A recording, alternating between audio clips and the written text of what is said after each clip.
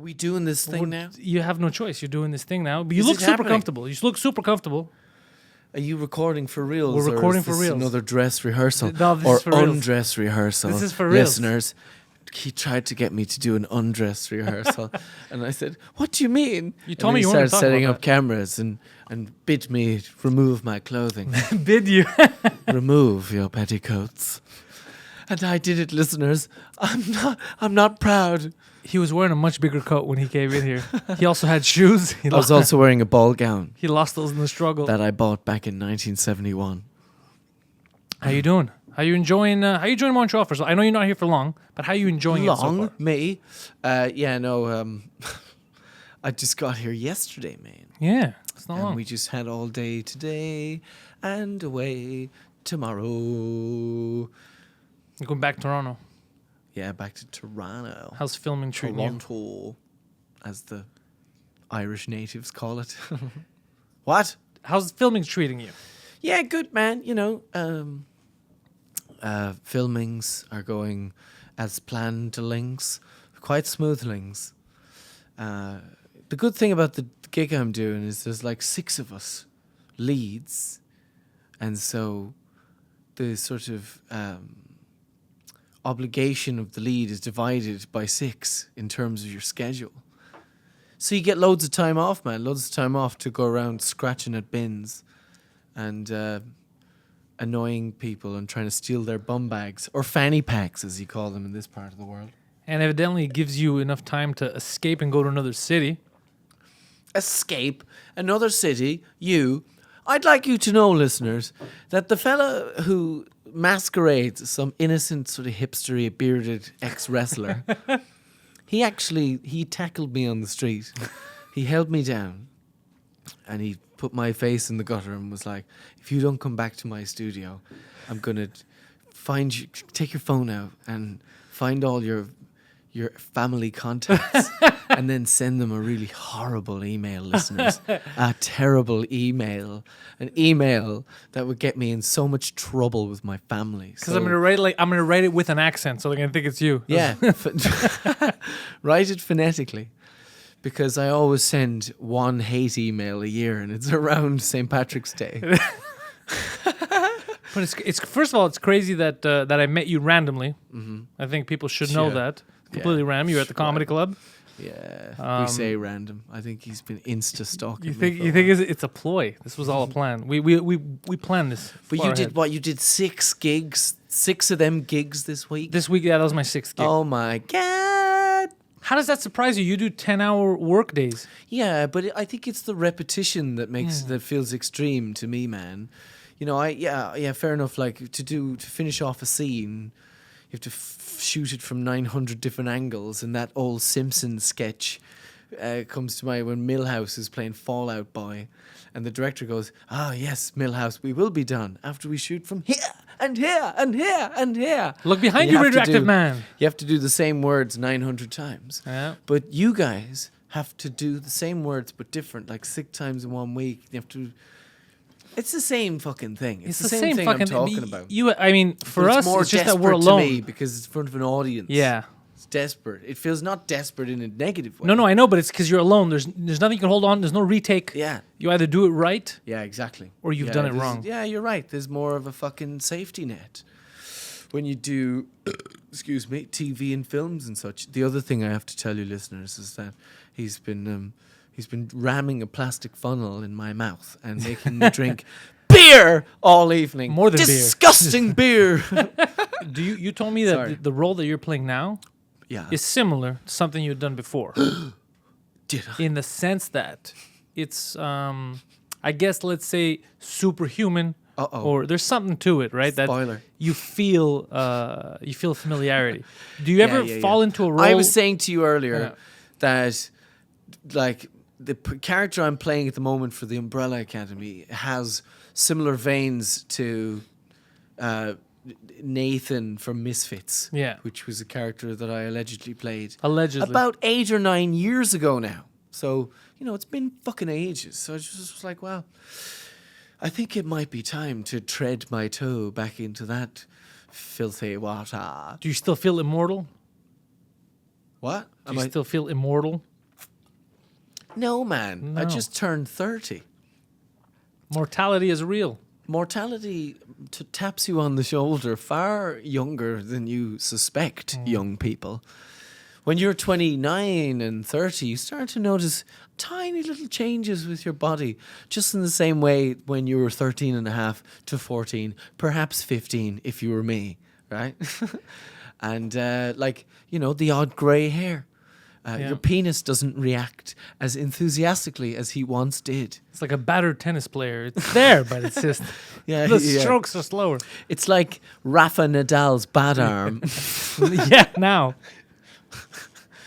He's Do you? Because I know you're. come on, that's there's gonna pure gold. You're gonna come out with something big. When is it? December. It's coming out. The Peter Jackson film. Oh, I don't want to be on some sort of mad promotion juggernaut here. I'm not doing Pantelis. it. I'm not doing it. But there's a Lingerie, fascinating. Pantelis. There's a fascinating thing. Just the fact that you did this 30-hour flight, right? You were in New Zealand. You just got back recently. You had to do what is it? 60 hours total. Going and coming back. It's a lot. It's a lot, and it's hard to fill flirting with flight attendants. It's hard to stretch that out to 60 hours. I can achieve 45 hours perpetually at best. At best. But every man has limits. Yeah. How do you feel? How do you feel going from one role to the next? If they're different, let's say, right? So you need to get into a different headspace.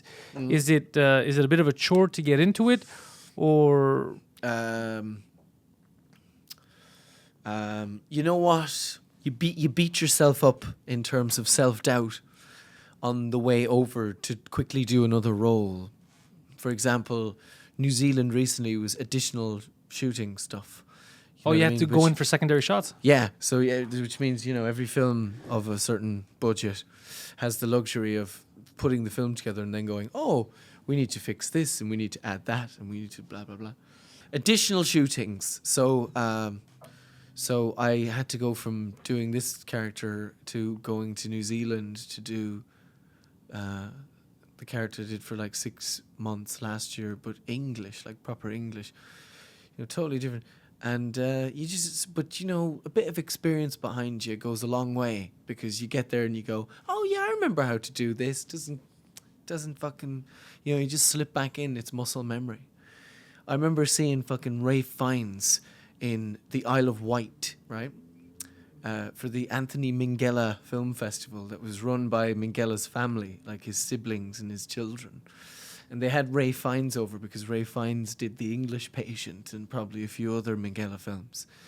And they had him on stage and they were like, so how quickly could you go back into, what was his Schindler's List character called? He was called like Amok or some weird Amok Khan or something like that, like something really German. But we're gonna call him Schmidt for the sake of this story. Yeah. So he turned back and he was like, well, brilliantly. He just goes, how long would it take me to get that character back? I don't know, maybe, in truth, like a couple of days. And he's saying that like years after he did the movie. But he was like, it's always there. The lesson is, if you create character, do a character, spend enough time in that character's skin, you can just pop back into that character quite easily. Do you feel like so far in your career, you've explored places that you wanted to, or do you think there's still some untapped performances that you could give? Whether it's generic, like, oh, I want something really more dramatic, or if it's a certain character you want to play, maybe it's a historical figure. Is there something that you're still missing that you're like, fuck, I can't wait to get that chance? No. Nobody that you want to... That doesn't apply at all, man. That doesn't really apply. And what I mean by that is that your sort of acting spark, the whole fucking enthusiasm of it, the spirit of it, doesn't really crystallize itself into something, until you fucking read something that's maybe, it's been written, and you go, fuck, yes, I will blow the tits off of that. It could be anything. It could be a small part in a script, or it could be Richard the fucking Third. I did that a couple of years ago. And did that draw you in? Did that have that spark that you were looking for? Yeah, it's like, this cunt's a fucking legend, right? He's like a filthy, cowardly badass. And yeah, man, you can't. But you just apply your energy, instinct, whatever you want to call it, to something and see if it sticks. If it doesn't, you move on. You know what I mean? That's why you got to get choosy about what you do, because you don't want to do shit that doesn't spark you, Right.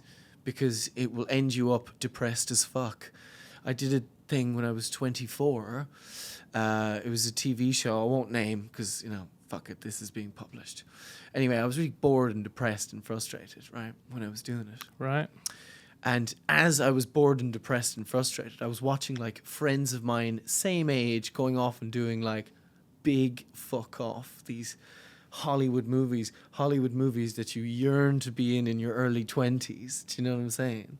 I was like, Jesus, H, Mother, Hosanna Christ. And so finished one season of it, and I was like, I'm never, ever, ever going back and doing something that I would choose only arbitrarily like I chose that show. Now when I choose something, I have the pleasure of choosing something, it's all about being fucking strict and going, right, who are the cunts I'm working with? Actors, directors, producers, whoever. Peter Jackson. Do you know what I'm saying? That's huge. Remember how you were just saying Yeah. you're seeing your friends go off and do big Hollywood pictures? Yeah. Is there anything bigger than getting to go to New Zealand, work on a huge budget film with Peter Jackson? I know. I mean, ask Martin Freeman. No, I'm only joking. I'm only joking, listeners. I just did that as well. But it's weird how things It's come fucking around full It's circle. saucy and sexy, is what it is. Yeah. And you're gonna have to get back down there, right? It's not just, it doesn't end here. It doesn't end there, listeners. Oh, no. Look at what they're coming out with, though. Look at the movies that Peter Jackson has created. Look at the worlds that he's created, right? This is Middle Earth is New Zealand right now. Everything you see is all, he's changed New Zealand. People go down there to film movies because they want them to look like what he shot. People go down there, as soon as they come out of the airport, they take off their shoes and socks and they start stomping very hard on the concrete. They're looking for asphalt, goblins. so that their feet will toughen up like hobbits. And they're looking for wizards. Are there any wizards in this movie? I feel like a lack of wizards might hurt it. My God, you know why we connected, listeners? Because this guy could read the inside of my mind. He could just sense what I was thinking. No, unfortunately, old McKellen, they were like, listen, McKellen, Listen, we'll give you 4 million Kiwi dollars, a blowjob nightly. And he still said no. No, this one is set like in actual our world times, Yeah, it looks Earth times. post-apocalyptic from the But yeah. trailer, yeah. Like post-apocalyptic, which sounds stupid, but But you're trying to give something away. The right? mystery. There's a trailer. There's a trailer. There's a trailer. The trailer gives And it there's away. books. I mean, people know this shit. People know this. I don't want to know. I want to go in surprise now because you have me intrigued, and Yeah. I don't want anything spoiled. I want to It's sit like there and enjoy a it. weird society that's gathered itself together after total apocalyptic dismay, and if society is sort of reorganized itself in a really warped Mad Max kind of way. I'm excited. And And I'm a little cowardly twit who works in the British Museum. you were talking about being more selective. Right now, you have a chance with what you're filming for Netflix. At least you're working with the writers of the Fargo series, which Yeah, baby. amazing. That whole I'm like the new Billy Bob. But you see, you were talking about how now you're more selective. You get to choose things, and look at how it ended up. Yeah, You're working man. with possibly some of the best TV writers that They are out are there the right best. They're the best. They are. They are the team Sans. That's for you French Canadians. Without or Sans, Noah Hawley, who of course was the Fargo creator. He was the source and the brain and everything. But his entire staff, including his, vice president, they're show running this baby, the Umbrella Academy, and so it's very, very story driven, familial, Fargo-esque, sort of dysfunctional, mad shit seen through the eyes of domesticity. Do you know what I'm saying? But our thing just so happens to be sci-fi. You know what I'm saying? So it's like they're superhero motherfuckers, but everything is seen through a familial filter. So it's hilarious, tragic. You know what I mean? It's dysfunctional adopted siblings, all like having fucked up their lives by the age of 30. Interesting. So that's what the show is. And that's why the show is like it's a famous graphic novel by Gerard Way, lead singer of Chemical Romance. You know, he used to be a DC cartoonist before he was a rock star. Oh, I didn't know this. Anyway, he wrote this graphic novel, Umbrella Academy. So they've been trying to make it into a movie for a long fucking time. And you said they let you be creative, right? The writing team isn't as married to the exact words on the paper as you would assume. Yeah. They let you be flexible and make it your own. You assume that because, to be honest with you, most of the time when you work in television, your head writer, your showrunner, is quite fucking precious. The truth is, preciousness, ego, pervades the top tier of television far too fucking much. That's the truth, because like there have been so many fucking TV shows I've had the pleasure of working on and had fucking amazing parts, but not like recurring parts. Do you know what I'm saying? Like in and out, boom, boom, boom, guest parts, but like good parts. So fucking yeah, we'll do that. But at the same time, you feel the strictness, the restriction of, quick, we have to shoot this in like this amount of days. We have to get it all done. No discussion. Do it, you know. Like, or I've done stuff where like I've gotten into email fights with the showrunner that had gone on for weeks before we come up to the actual scene that we're fighting about. And is it over lines or? It's mostly over just how the character how he wants the character to be seen. You know? Interesting. Yeah, sometimes it's over dialogue. I mean, it's like, you know, you read a book, you get a sense through imagery, dialogue, everything. You know, just like a script, it's the same sort of thing. You know, you just get a sense of the character and where they're going with it. And sometimes it's like, whoa, no. You know, sometimes you have to fight your battles. And do you already have a plan on what you're going to be working on next after you're done with... I'm going to be working on finding myself a fucking home, man. Because, like a permanent home. Yeah, well, you know, I mean, as permanent as has been my temporary life, right? You want to stay in the UK? You want that to still be home base, right? Yeah, definitely, of course. Yeah, I wouldn't, you know, God bless all you Canadians and Americans, but you're all totally brainwashed into a ridiculous machine life. You all live on highways and scare me. No, you're all lovely. I'm only joking. But culturally, I feel the difference, man. There is a difference. Yeah. Oh, yeah. You know, I'm only half joking when I go, it's different. No, it's different. I can tell you from Greece, it's a complete different... were you born there, were you? I was born here. I go to Greece really often. Cause, yeah. Where'd you go to Greece? Where'd you go? Crete, mostly Crete. Crete? Yeah. Oh, here's the story for you. Tell me. When I was 19, I had a one-way ticket to Crete from Ireland. Okay. And I just turned 19. I'd just been kicked out of college, right? Grades, or did you beat somebody up? No, I'd been kicked out of university. Grades. Like I failed the first year. So I just kicked out of college, and I bought a one-way ticket to Crete for the summer. Because I was like, I'm just going to go over there and fucking work and have a blast and, you know, meet chicks and, you know, do that whole business. You know, do the whole May to October thing, May to September work whatever, and enjoy it. You know, whatever. A few months, maybe not, maybe whatever, you know. Yeah. Don't worry about coming back. And so my friend, Patrick, from Mayo, God bless him, I love him so much, he bought a return ticket, you know, to come out with me, and then he'd go home 2 weeks later, or whatever. Then I got a job on a TV show, a new TV show called Rock Rivals, which was this shit TV show. It was like a fictional X Factor or American Idol, but it was fictional. Do you know what I'm saying? So all the characters are obviously fictional. And I was like the lead singer of a boy band, right? And so I got this, and it spanned my Crete time.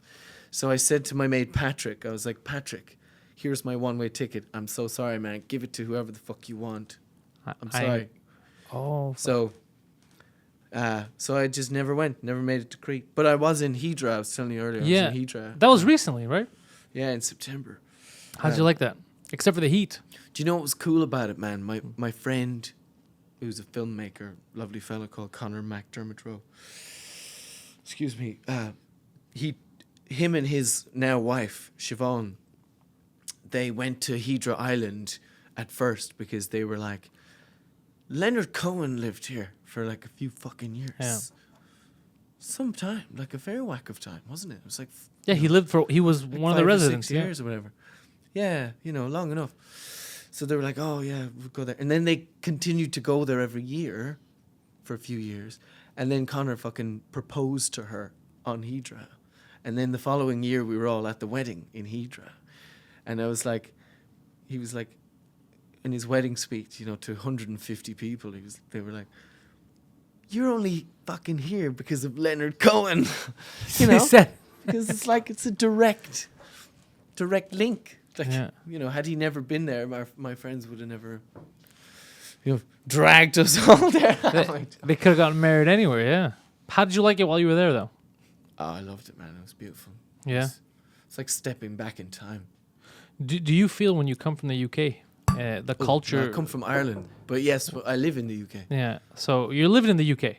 You come North America. At least you can attest to the fact that culturally, the differences are a little strange because it's more than when people like talk about work, the time divided between work and play, but it's more than that. It's in the way people see the world. Have you noticed that? I know as a Greek, I noticed that here, it's very much like people have forgotten what life is, and they live to work. Yeah. Whereas in Greece, they'll work to live. Yeah. And you understand what I just said, but a lot of people don't get it when I mention that. Because if you do it the Greek way around, like you just described, then it leads you or coaxes you more towards the creative. Because you do a comedy job or whatever, you work an hour or two every evening. But you do an amazingly fucking charming, cool thing that feeds people's souls. And you're working to live, whereas living to work, you're doing all the other bullshit that no one wants, you know what I mean? All the fucking boring shit. Just to get you by.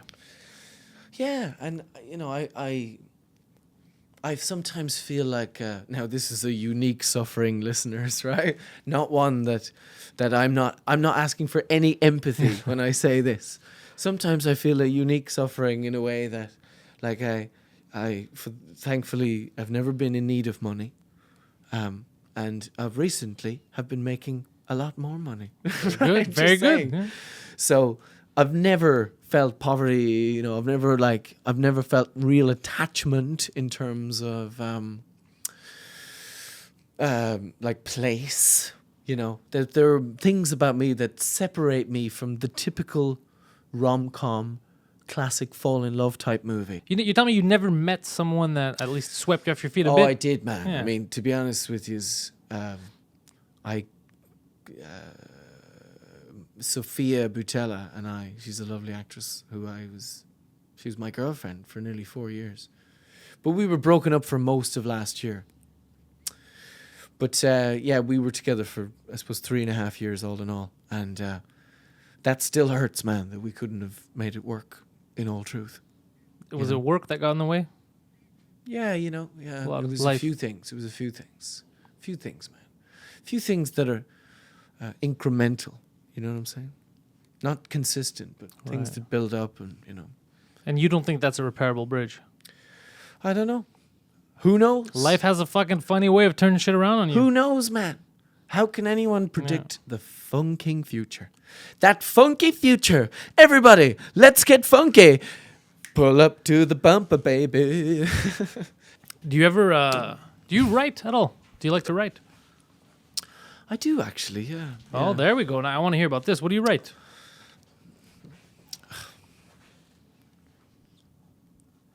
Well, the thing is, like, I write only for pleasure, man. For Okay, only personal I didn't say it's for the masses, but what do you like to write? No, but listen, let me tell you, right? Weirdly, right, all my life, I've really fucking hated my writing. It's that I can liken it to that feeling when you try to draw something of some complexity and you realize your own failings as an illustrative artist and you go, wow, I can't do that. And it was the same for me forever with writing. And then when I was in Los Angeles in 2014, just moved there for a year. And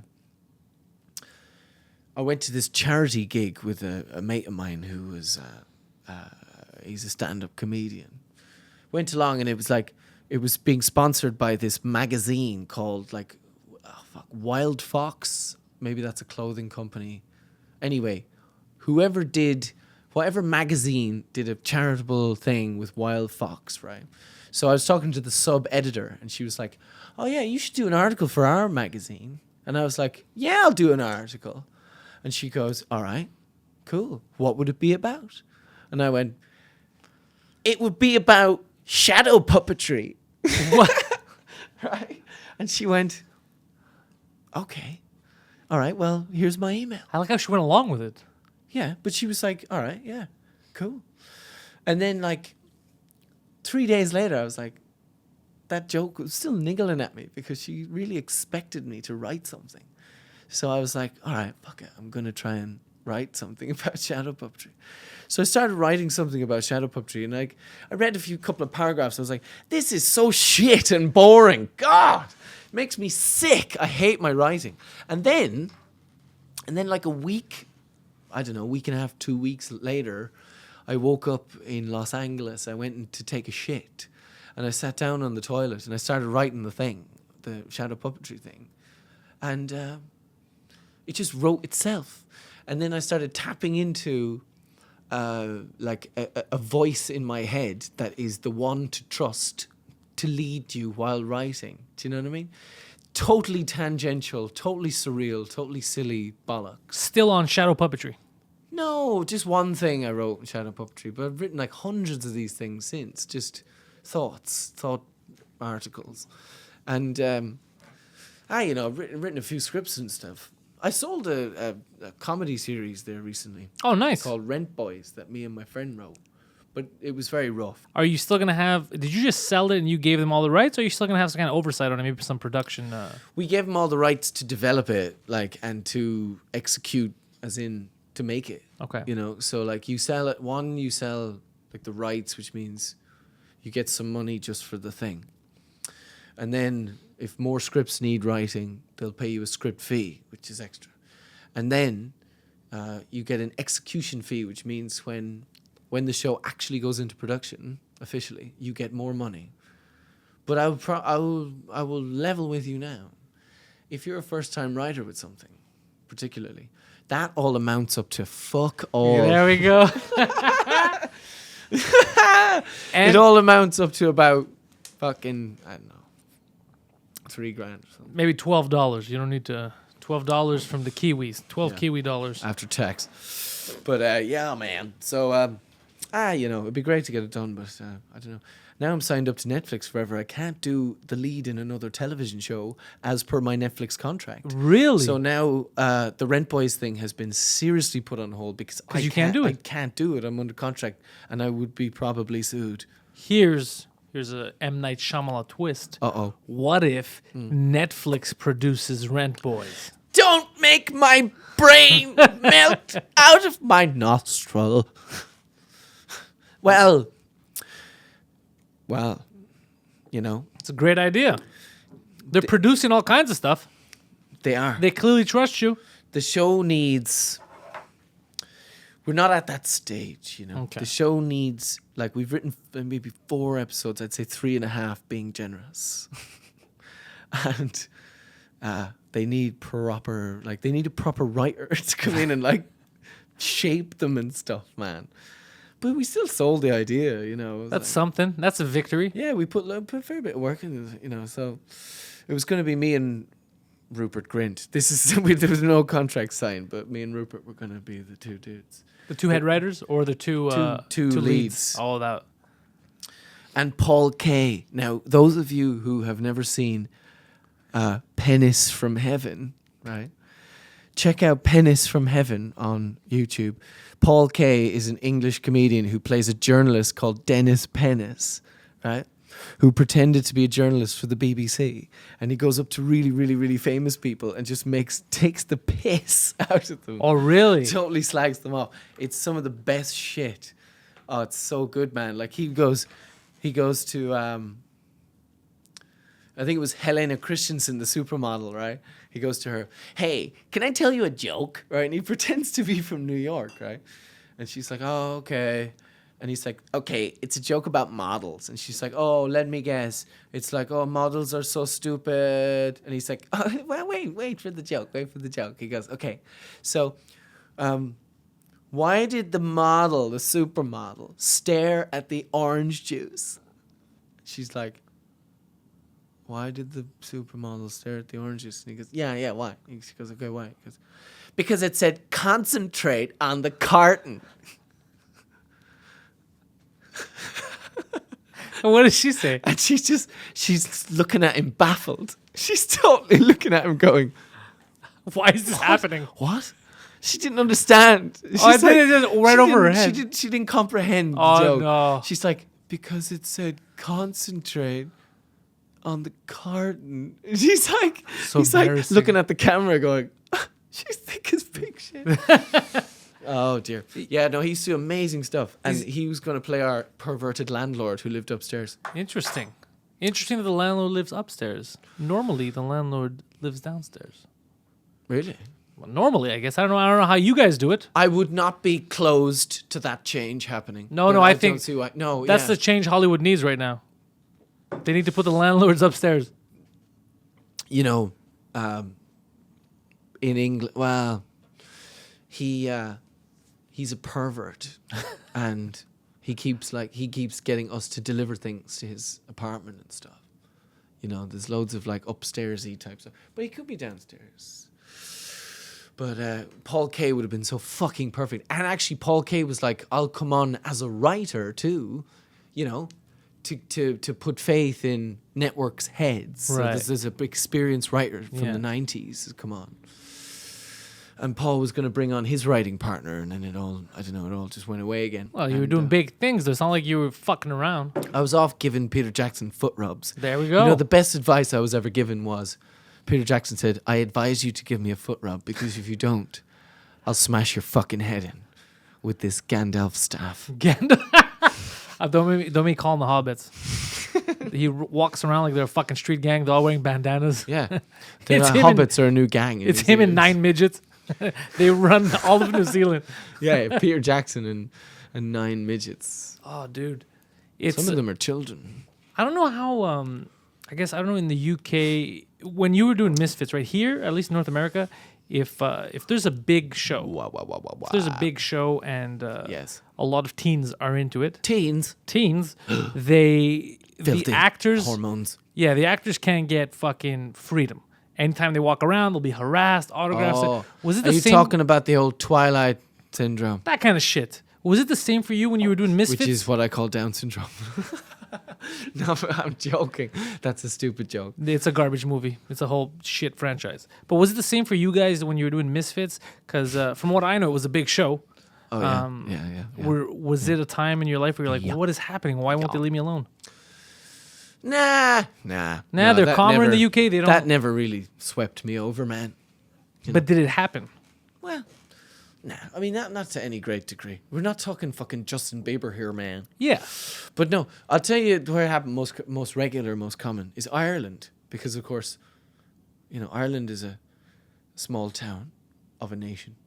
And so when someone starts to work internationally, famously, they go, "Holy shit, let's get evidence of the fact that we met him." Also, his on the photos. street.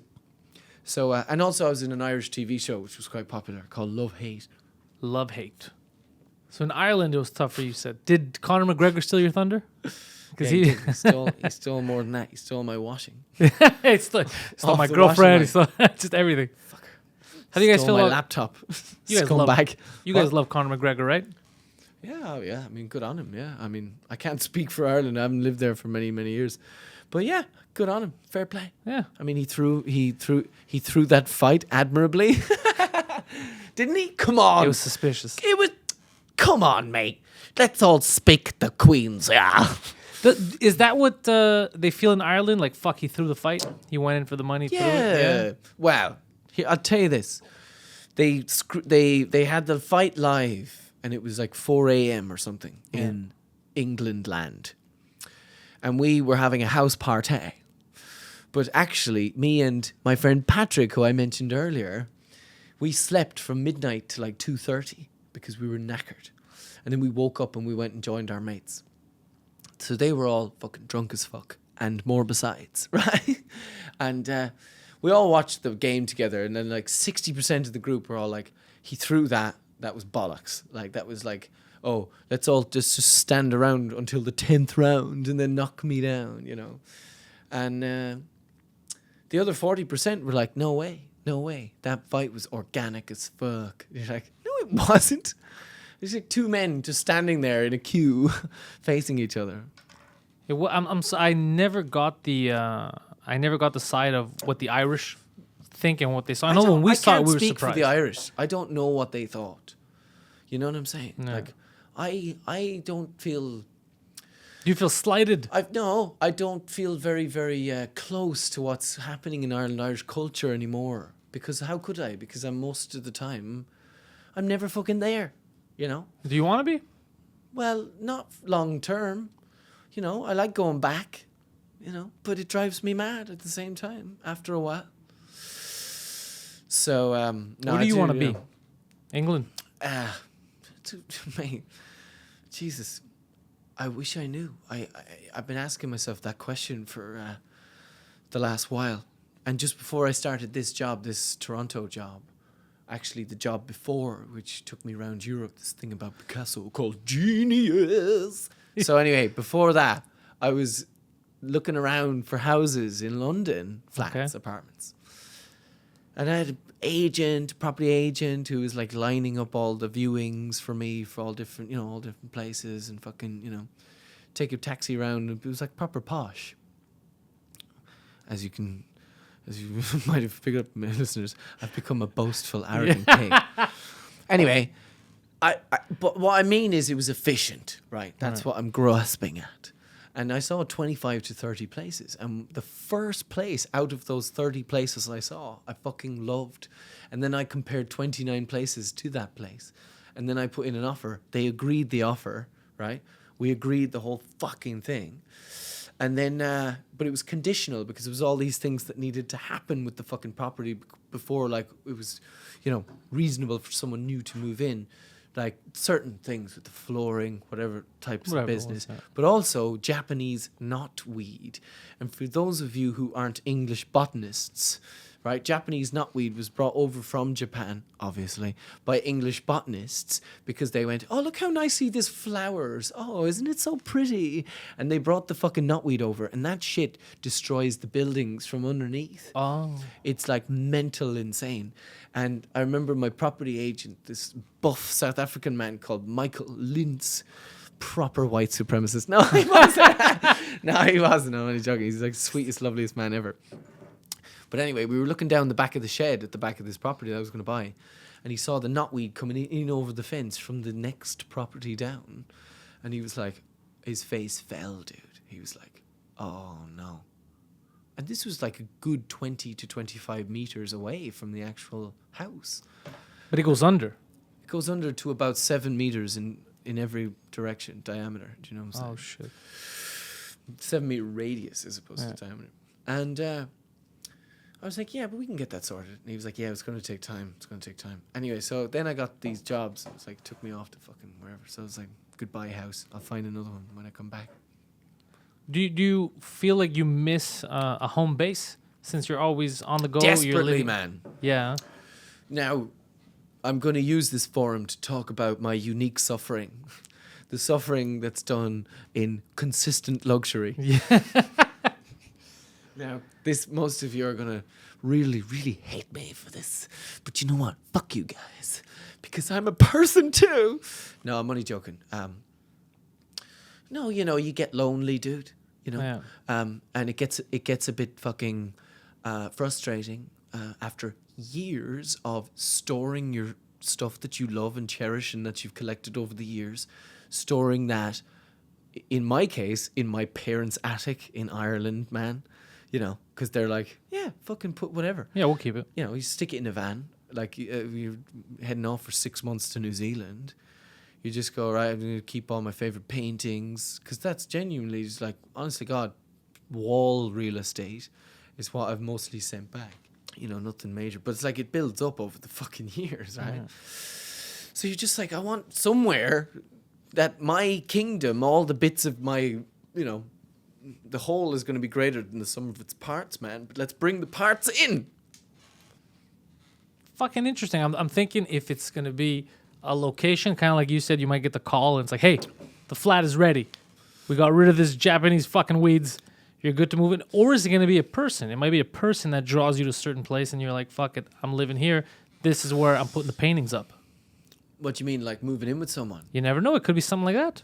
Could be. We've learned that the way the universe works is completely mysterious and insane. Is, and it's particularly crazy and frenzied when you're somebody who reacts to the most moderate of stimuli. You feel like you react to the most moderate of stimuli? Is that how you feel? Because I'm thinking you seem a bit more complex than that. What? Then you get it's the most moderate of stimuli that gets you off. But it's like you want that to be the image you portray, but you're a bit more complex than that. Well, what I mean is when I have no stimuli, I get sort of a bit lonely and depressed. Which is normal. You're also alone on the fucking road all the time. Yeah, and so you constantly either seek company, seek it out, or create the artifice of company by playing like a radio show, you know, or like a podcast you like or whatever, you know, for fucking until you can relax and go to sleep. Yeah. But, you know, I've been meditating a lot, man, you know, and meditation has surprisingly affected me very, very positively. Yeah. Because I thought, Rob, you know, if you were being serious with yourself, if you wanted to see results from the gym, you'd go to the gym for 3 months. At least, yeah. Yeah, you know, and you go, all right, now I can start to fucking judge whether or not it's for me. You know, you need to judge things on a longer time scale. And that was exactly what I needed to do with the thing that I was just talking about. What was it? Meditating. Meditating, yes. So I gave it 3 months, listeners. And I was shit at it at first. And then I became very, very nicely good at it. Like all humans do. Because they all go, oh, I really love being this relaxed. And you start hearing thoughts that come from an entirely different department of your mind, and you suspect that it isn't even in your mind, it's somewhere in the fucking universe, that it just beams itself into your head. And it's so distinctive because it's not part of the I've got to do this, I've got to do that surface frequency of your mind, because you've sunk down into a calmer place. And you just feel these like, zoo, what? You know, you fall into a dream, you know, something you're out of control of. And it is fabulous when it works. It doesn't work all the time, but it works sometimes. And it's like you can induce that very quickly, like in 15 minutes alone. You can just do that. So in 15 minutes, you could zone out and get into meditation mode. Into all that shit that I was just describing, yeah. Into a very eternal place. Because we are constantly physically craving that. And it's just about allowing yourself to do it. Because if you just sit and breathe and be still, your body will enter that relaxed state, which it follows that your body is wanting that relaxed state. You give it what it wants. Oh my God, man. It's a payoff, man. So it's spiritual. So you think we do have a lot of mental stimulants around, right? There's everything. Oh, There's I mean, who doesn't? and it takes us Some away from Amish that. cunt. Except for the Amish, but they're fucking Amish. Yeah, and you know what?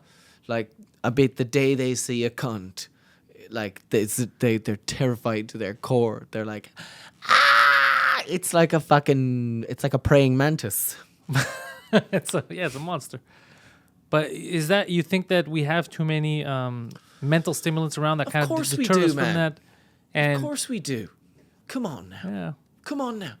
Jesus Christ. I never meditated. You make a podcast. Yeah. And that podcast, it becomes an imaginary digital thing. Yeah. Made up of 0, 0, 1, 1, 1, 0, 1, 0, 1, 1, 0, 0, 1, right? And it sort of goes onto a screen, and then you edit it down on a screen, perhaps another screen, and then you probably listen to it on another screen. And everybody lives their lives on screens, and it's all a bit lonely. And so, like when I've been in Toronto on the trams and such, I'm always like, what are you reading? Like, I'm always asking people questions and that. Because I just feel despair when I'm around multitudes of people who are all spending energy not interacting. Yeah, they're all alone in their own world. But also making an effort to be alone in their own world. Yeah. It's like, just drop the effort and just go, I'm going to feel a bit nervous, but hey, Pantelis, how did you end up looking like Post Malone? That's amazing. You know what I mean? Good Post Malone, man. Am I wrong, listeners? Look at him. He's like I need the grills. Yeah, he looks like Post Malone after he snapped out of whatever ridiculous spell he's under. And the second the heroin stops, I'm Post Malone, post heroin. It's like he's going to go, Jesus Christ. I'm post heroin Malone. That's what I am. I became a bit fascinated with him recently, Post Malone. How come? I was like, because some of his tracks are like they grow on you awesome. Yeah. They do though. And you're like, look at this tired looking fucking cornrow frizzy Does haired not look like motherfucker. what you'd think he would. Yeah. He's like wearing slacks and he's bags under his eyes. You're like, what the fuck? But he's intriguing. Yeah. He is. A lot of these guys are. He is. Yeah. You're like, you know what? You're you. And it's interesting when you see that in a really, I'm not saying he's significantly younger than I am, but he's probably significantly younger than I am, isn't he? Is he? He's probably 23. He looks divorced. He does. He looks old in his years, but Yeah. I think he's only in his early 20s. Oh, fuck. But you go, wow, bang, boom, bada, boom, bang. I don't necessarily like your art, but fuck me, you're you, aren't you? And he is killing it. And we always look to the past, to the older ones, the dead ones, for true individuality, for pop stardom, for David Bowie-ness. Oh, that unicorn spunk, But some of them are coming up, Some of them are young and individual. And you're like, it's actually, makes you feel less patronizing when you speak to people that are younger than you, like in pubs and stuff. And you're getting to witness that growth. Because you're Yeah, talking you about go- Post you Malone go- now. You need intelligent young artists. You need them. Is this somebody that you looked up to? Who? Is there anyone that you looked up to and you were like, I have to get close to that essence? Do you know, for a while when I was like a teenager, when you're most susceptible to like idolization, Yeah. deification, Johnny Rhys Meyers was a big one, dude. You know Johnny Rhys Meyers? What was he in? Oh, for fuck's sake, you culturalist cretin. Oh, I'm sorry. Johnny Rhys Meyers was, he played David Bowie actually in a movie called Velvet Goldmine. He was in Alexander with Colin Farrell, and he was in Bend It Like Beckham. I know he was, who I know he was who you're Henry talking VIII in about. I the know Tudors. who you're talking about. I know who you're talking about. You know that guy Henry VIII in the Tudors. I know who you're talking about after you mentioned Alexander. Interesting, beautiful, different, charismatic, dangerous young actor. And he was your... For a while, yeah, I was quite obsessed with him, right? So then what happened was I was 18, I got a part in the Tudors. So second season, so I was like, I showed up to the table read, and there was like, Johnny Rhys Meyers on one side, Henry Cavill on another, Natalie Dormer, the great Natalie Dormer, who's actually since remained a really good fucking friend. She's awesome. She and a good friend of mine have been together for years. Oh. And, it was beautiful. And I talked to Johnny after. He was really lovely and nice to me. But what was awesome was I was back in Toronto 6 years ago to do a movie called Immortal Instruments, City of Bones. And we're halfway through the shoot. And then they were like, oh, the bad guy is going to get played by Johnny Rhys Meyers. So Johnny Rhys Meyers showed up on our set one day with about 6 weeks to go. And I'd been there for 2 months or whatever. And he was like, Rob, great to see you. And he knew exactly who I was. And I was like the leader actor, to him, like a few years later. I was like, I was like, great to see you, Johnny. I was like, I'm organising a big dinner for all of us. Like, for all of the ones I liked. Yeah, for all the crew. And, we had a big mad fucking couple of nights out party. And we just had a great time. How did that feel? And it was lovely because he went from being, you know, that sort of absolutely like an eternity of miles away, light years, going, I can never be that. Like as a teenager, man. And then you go, fucking hell, he's my mate now and he's telling me all his problems. It's fucking crazy. Yeah, it is. It's mad. It's lovely, you know? Yeah. It's, it doesn't happen to me that often, I don't think, you know? It's very pleasing when an actor that, you know, I think it's an actor you admire acknowledges, yeah. I went to this play the other night in London because listeners, keep up, okay, with my schedule. So like a week and a half ago, I just got back from New Zealand, but I was only there for a week. And before I was in New Zealand, I was back in London, right? But before I was in London, I was in Hungary, and then I was in London, right? But it's one of the London times, and I saw a play called Girl from the North Country, which is a play by Bob Dylan and an Irish playwright called Conor McPherson. And Bob Dylan came to Conor McPherson and was like, I want you to do a play with my music. And Conor McPherson was like, all right, I want to write it. And he was like, go for it. It's up to you. Write the fucking thing. So I went to see it, and the lead actress was called Shirley Henderson, who is like absolutely fab, amazing actress. She was in an amazing Irish movie called Intermission. She was in Trainspotting, I believe. Oh, okay. She was also in Harry Potter. She played Moaning Myrtle. Do you remember that character? But she's like, you know, she's probably in her 40s now. She's like this tiny little dollish thing. She's an amazing actor. Respect her loads. And I went in I went in to the stage door, to the dressing rooms after the show with my agent to see our friend Brona, who's in the show, Brona Gallagher, from The Commitments, right? And Shirley Henderson came bustling down, and she went past me and she stopped and she looked at me and she was just like, and I was like, I thought you were absolutely fabulous in the fucking show, which she was. Oh my God, she just blew everyone's minds. And she was like, I think you're fucking fabulous as well, right? I was like, thank you. It's those moments. Yeah. Oh, Shirley Henderson there. And then Kieran Hines come down, and, you know. Yeah, some great people, man. You know, I'm very blessed now, and now the next couple of years of my career is going to be like me being more in the next level, shall we say, of where I've been up to this point in terms of offers and in terms of higher ability, in terms of, you know, like you want to be at my age, you want to be like where Ryan Gosling and James Franco and those boys were in the sort of late noughties, in terms of they'd showed great talent, you know, by playing James Dean, by doing fucking Lars and the Real Girl, by doing these fucking amazing movies, these young, hungry, flawed men, you know, but still beautiful. And now look at this landscape. Like, you can just see them a decade before they become movie stars, man. You know, and it's the same with now.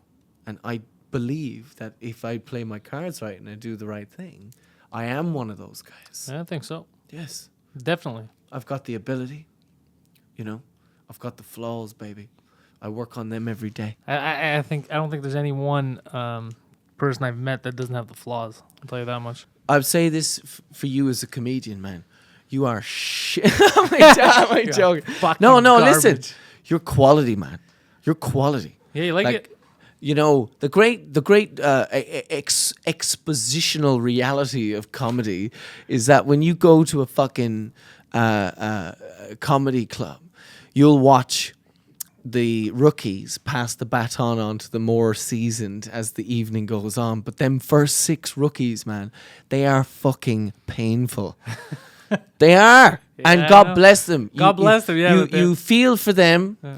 It's almost like you pay your fucking taxes. You know what I mean? By watching them, so that you get to the good guys. Because you go, they'll be good guys soon. They will. They just need more fucking hours. But you were the shift in the gear. You were the gear shift of the show. You just was like honest about the shit you were going on about, whereas the rest of them were like, this is like so funny. This is gonna blow your heads off. And everyone's like, whereas you were like, I mean the shit that I'm saying. I mean it. You know, I'm being honest about it. And that's often the best way to comedy. I learned that on Misfits, dude. Yeah. I was a naive little 21-year-old, I was 21, who fucking would always try and do the comedy. And the director had to keep going, take it serious. Do it serious. React for serious. Because that's what's funny.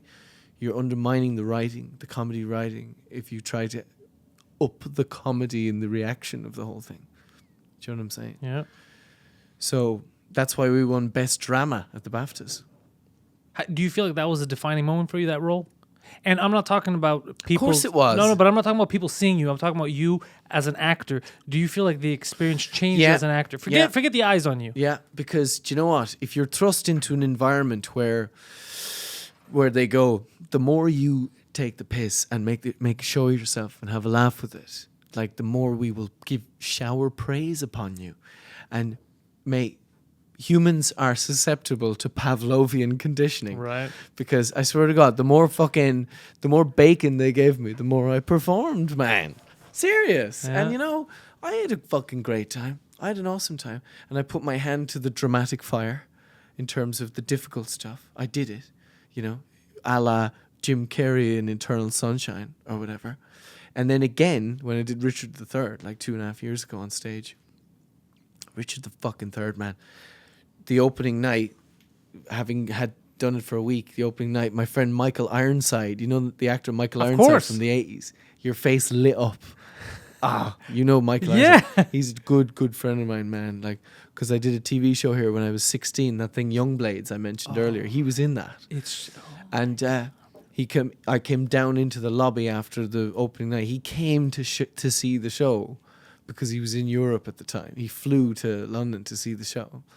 And I came down the lobby and he said to me, he was tears streaming down his fucking face, and he said, "You tore the shit off the walls, man." That's fucking amazing. And that's your own indigenous Torontonian, Mr. Michael Ironside there.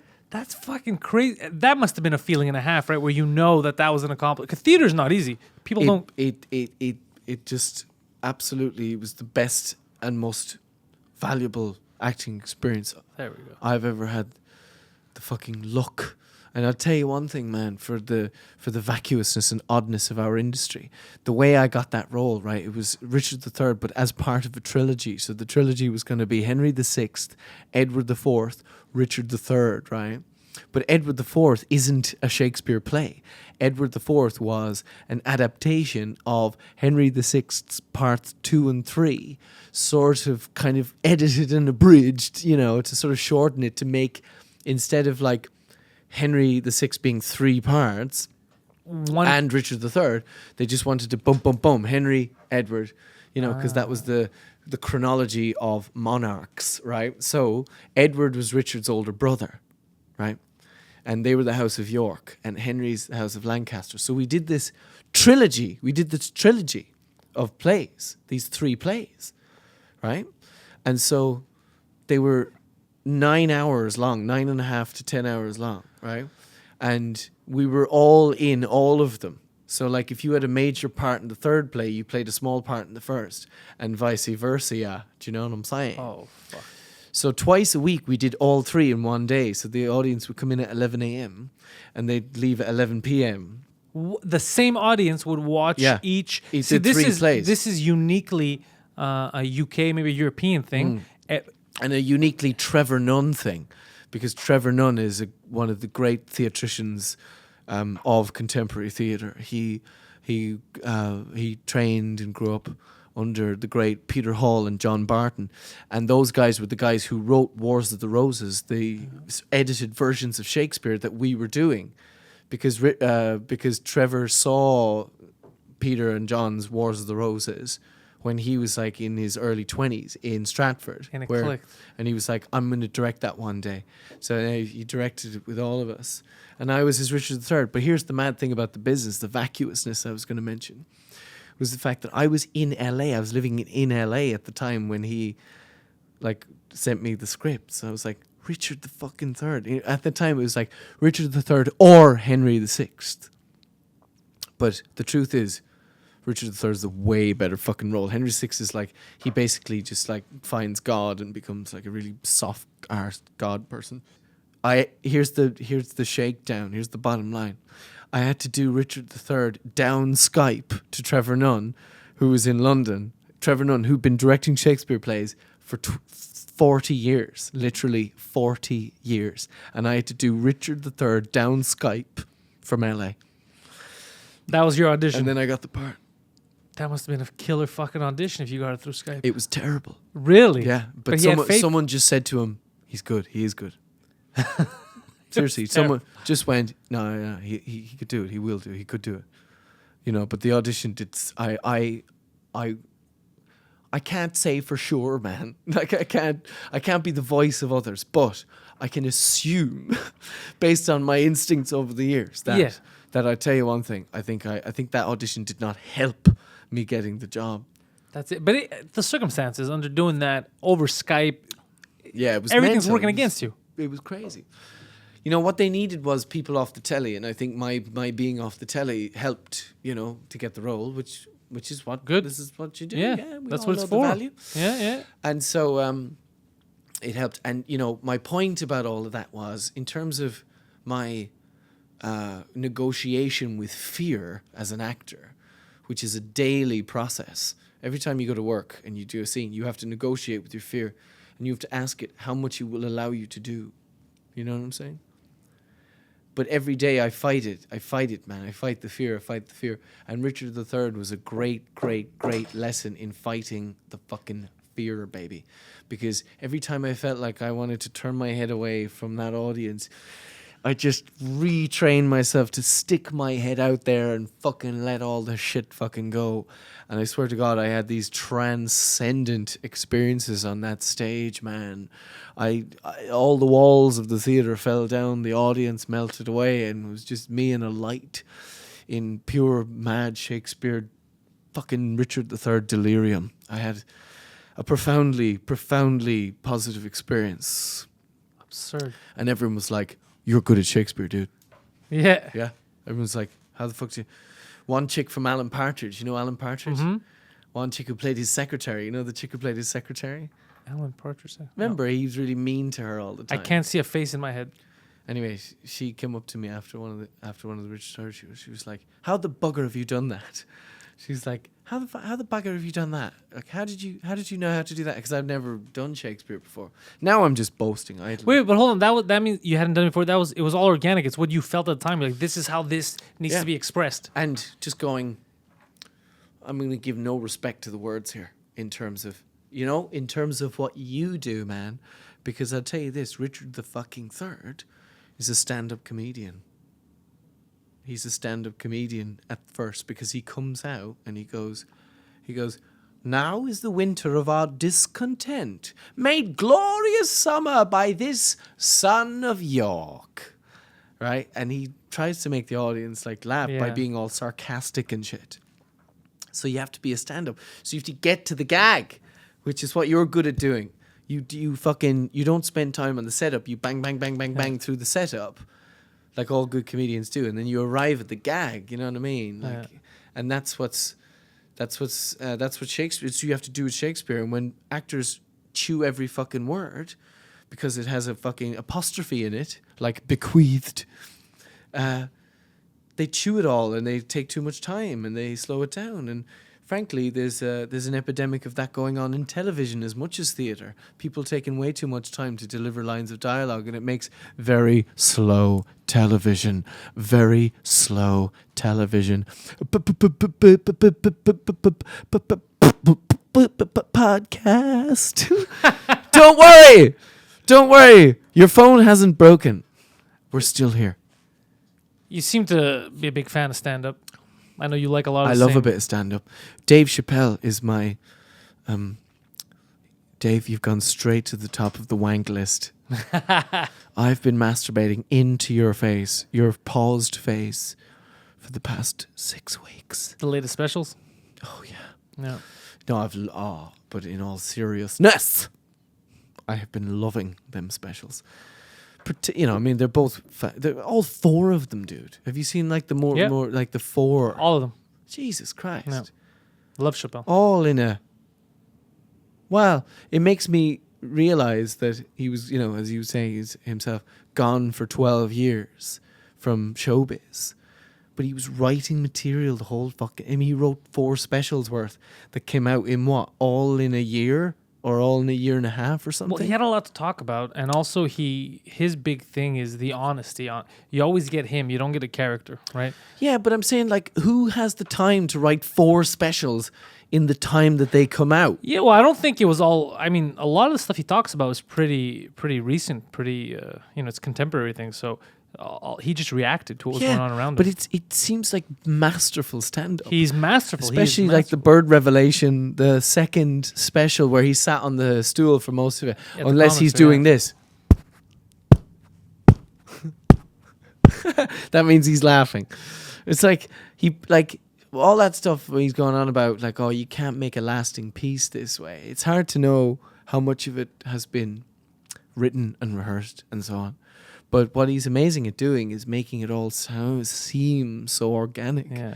I mean, I'll be honest, when you watch that Bird Revelation, the second one, in Comedy Store, and he's like, it's the last show. Yeah.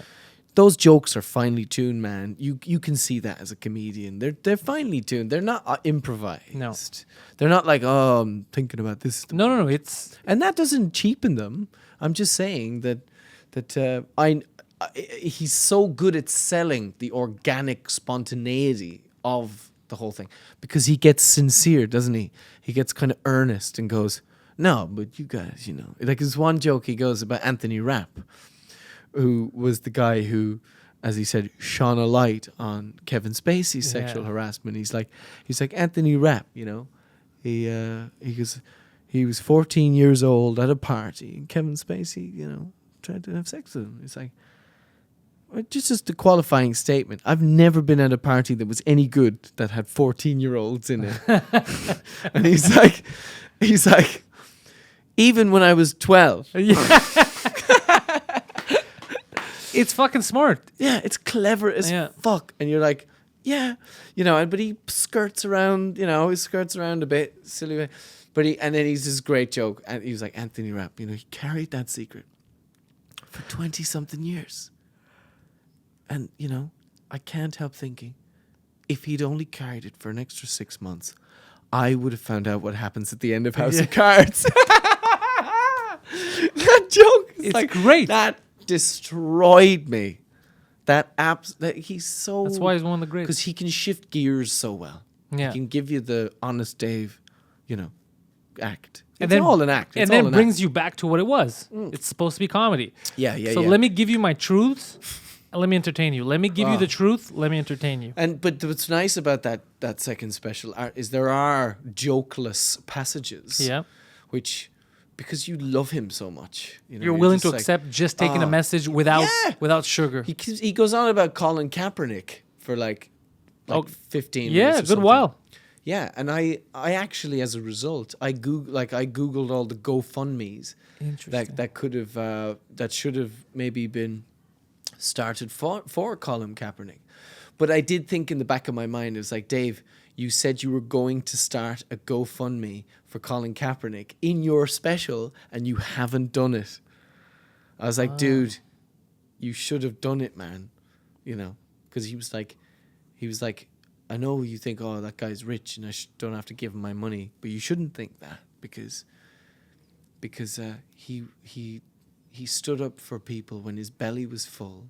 He thought about black people when he had a bed to sleep in, when he had everything. when he was totally luxuriously comfortable. Yeah. America, God bless it when it's good to you, And that is, and he goes, and whenever anyone takes a stand for somebody else, they always get beat down. It's like, how true is that, societally speaking? It is. It's it's like when rich people fight for poor people.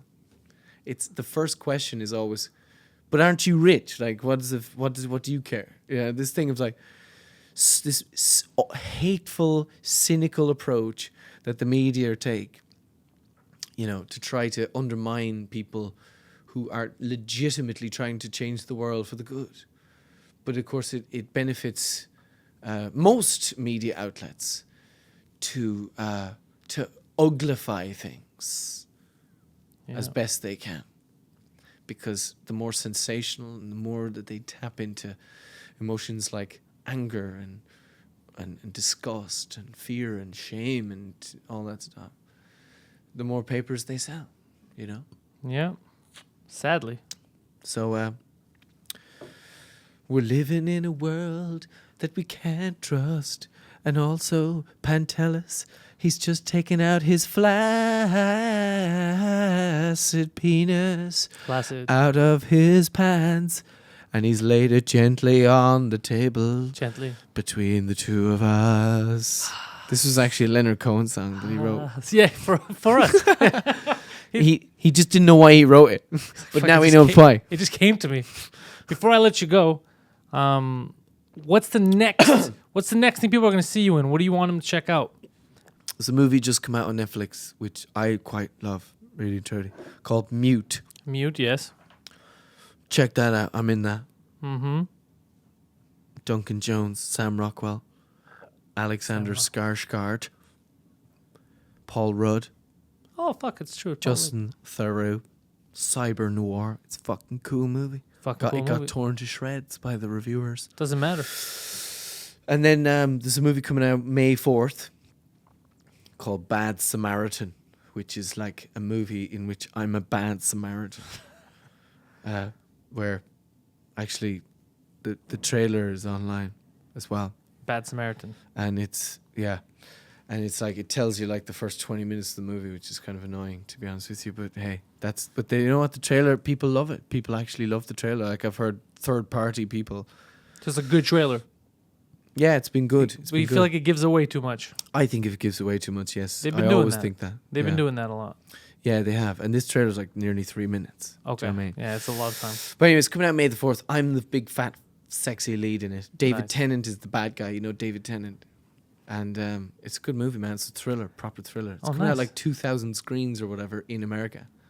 It's big. But it's only coming out in America, I think. Only? Yeah, I think so. I don't know. Maybe here too. I don't know. Well, we'll find a way to get it anyway. We stream everything. Bad Samaritan. Yeah, stream it. Bad Samaritan. Seriously. Yeah. And then a show called Genius. Picasso was playing a Spanish decadente. No, but the first season of Genius was about Albert Einstein's. And I tested for Ron Howard and shit, right, to play Einstein. Oh, shit. And I didn't get the role. And I saw Johnny Flynn do young Einstein. And I was like, thank God I didn't get this role, because that cunt is doing it, like, amazingly. Like, and so beyond what I, like, spontaneously thought up. Like, what he was doing was fabulous. Okay. And so then I tested for that. They liked me for stuff, and they offered me a couple of things in the first season, and small roles, and I said no. And then second season, I taped to play Picasso's best mate, right, when he gets to Barcelona. What's his name? Side Casso? What's Picasso's best name? Best mate called. He's called Carles Casagemas. Casagemas. And Carlos is an interesting case because he and Picasso went to Paris together, right, in matching suits, no joke, and then they fucking lived together, and then Casagemas became like desperately in love with this French model that they were also living with, her and two other girls. So they were kind of fucking her, but Casagemas was impotent as well, right? Poor Casagemas. He was impotent because he was taking loads of opium and shit. So in the show, we do a scene where I'm like trying to fuck one of these models. This girl, Germaine, and she's like, I'm like, no, I don't want you. I want you to last forever, you know. And then she's like, well, I mean, you can't. I'm like, no, I can't. You know, it's like, so he couldn't get his dick up. So what happened historically to Casa Amos was Picasso dragged him away from Paris, took him down to Malaga, where Picasso's from, to straighten him out. And then he left Malaga saying, goodbye, Picasso, I'm going to go back to Barcelona. But he actually went back to Paris and he hosted a big dinner for friends, including Germaine. And during the dinner, he took out a bunch of letters. They were like, Mom, Chief of Police, all this stuff. And she gave them to her and then pulled out a gun and shot a gun at her. And he shot at her, took a piece of her ear, tiny piece of her ear. She fainted. He thought he'd killed her. And he blew his own brains out all over the fucking restaurant wall. Holy shit. This all happened when he was like 20, 21. Terrible house guest. Terrible, awful house guest. Bad hygiene. And so that part, they were like, do you want to do that? And I was like, yeah, because that all happens like within the first premiere episode, man. Wow. All that story. All that emotional intensity. So it's like, fuck yeah, I'll do that. Yeah. I want to watch this. Yeah. And then December, Peter Jackson, baby. Peter Jackson. He sent me a text message going, if you don't come to New Zealand and give me foot rubs 3 times a day. You won't be in the new Hobbit prequel. Yeah. Now, are you hungry? Because I say we go fucking eat something. Yeah. Thank you for being on the show.